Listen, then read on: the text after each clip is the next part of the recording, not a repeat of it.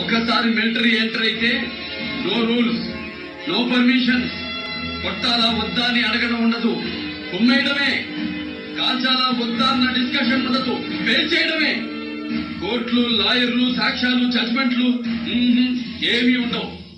ఇక్కడ జడ్జ్మెంట్ అవుతుంది, ఇక్కడ పనిష్మెంట్ మొదలవుతుంది.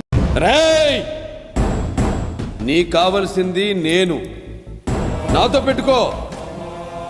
10 మందితో రా, 10 పెంచుకుంటూ రా, 10 సార్లు రా. నేను రెడీ. జనంతో వద్దు.